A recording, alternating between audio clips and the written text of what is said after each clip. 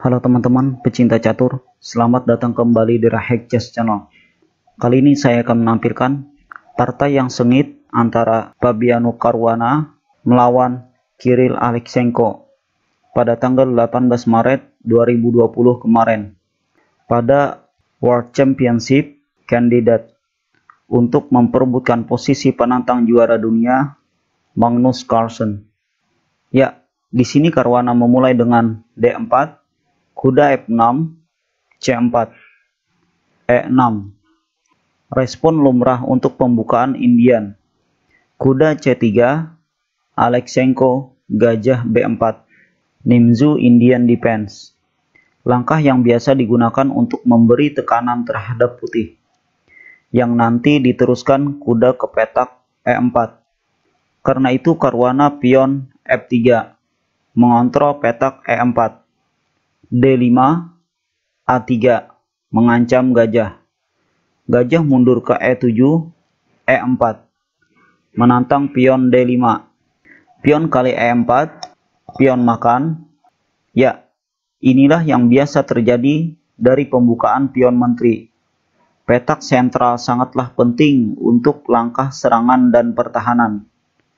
Nah, di posisi ini, langkah terkuat dan yang biasa digunakan adalah E5, umpan pion gratis untuk merusak formasi putih.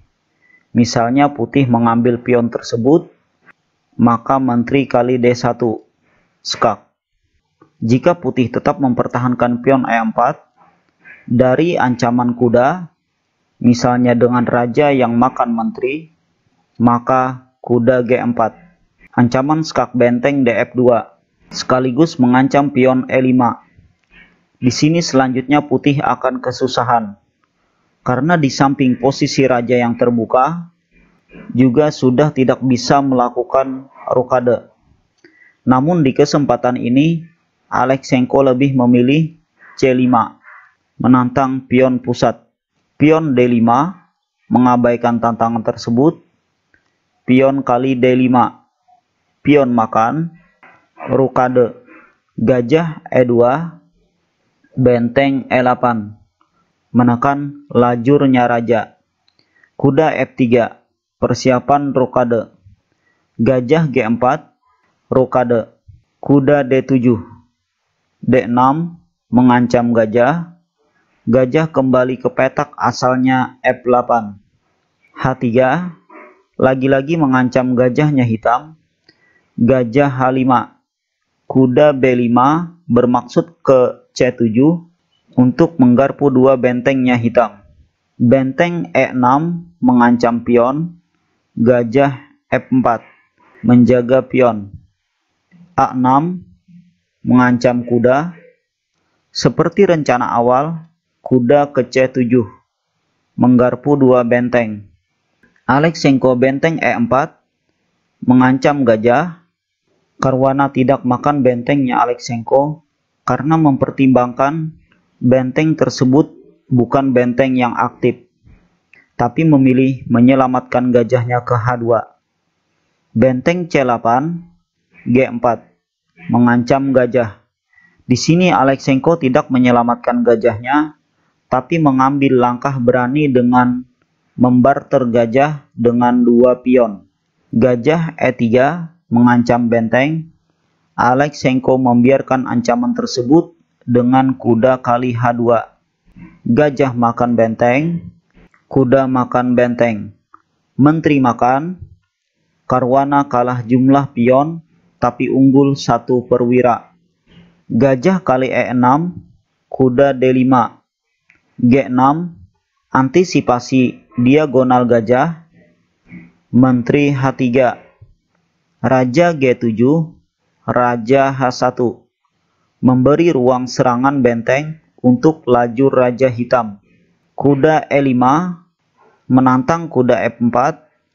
Caruana tidak melayani tantangan tersebut dengan kuda H4.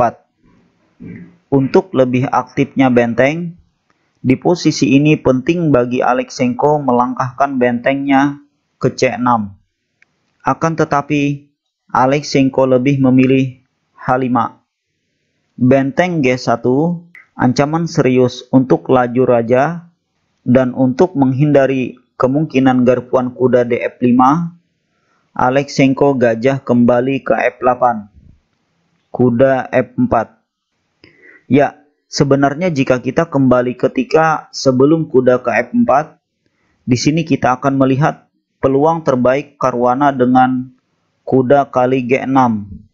Jika pion makan kuda, maka kuda F4. Ancaman skakster di E6. Menteri E8, kuda kali H5, skak.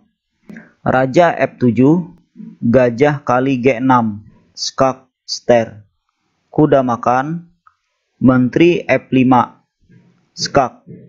Raja E7, di sini bisa saja benteng E1 skak ster, tapi langkah terbaik adalah kuda F6 ster. Menteri C6 skak, kuda D5 menutup skak. Sekalian skak raja hitam. Raja E8, benteng kali G6 ster. Hitam terpaksa merelakan menterinya, karena jika berusaha menyelamatkan menteri dengan kabur ke A4, maka menteri kali C8 skak. Raja terpaksa ke F7. Menteri E6 skak mat. Ataupun jika di sini hitam menutup ster dengan gajah D6, maka benteng G8 skak. Hitam harus menutup skak. Benteng kali F8 skak mat. Atau sekali lagi misalnya di sini menteri D7, maka kuda F6 skak ster. Dan ini malah memperburuk keadaan. Karena itu ketika benteng ster di G6, hitam harus merelakan menterinya. Tapi sayangnya di posisi ini Caruana lebih memilih langkah yang lain dengan kuda F4. Bermaksud skak ke H5 juga memberi tekanan lebih untuk petak G6. Kuda G4 menutupi ancaman tersebut, tapi Caruana tetap saja kuda kali H5 skak. Pion makan, gajah F5 mengancam benteng sekaligus kuda G4. Gajah E7, gajah kali G4. Pion makan, menteri makan pion, skak. Gajah G5 menutup skak. Dan setelah menteri H5, Aleksenko menyerah. Karena kalau permainan dilanjutkan, misalnya hitam pion F6 mendukung gajah, kuda F5 skak. Raja F8, menteri H8 skak. Raja terpaksa ke F7. Menteri H7 skak.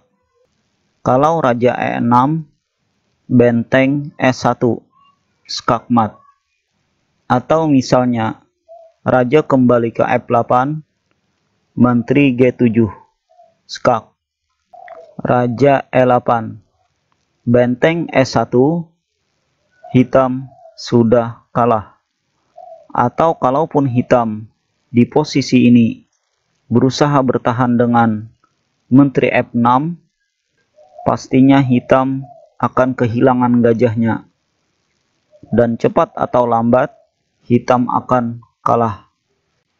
Ya, jadi inilah salah satu partai perebutan posisi penantang bagi Magnus Carlsen. Sekian video dari saya. Kalau teman-teman menyukai video ini, silahkan share ke teman-teman yang lain. Dan terima kasih atas request dari kawan-kawan. Jangan lupa like serta komentarnya. Salam pecinta catur.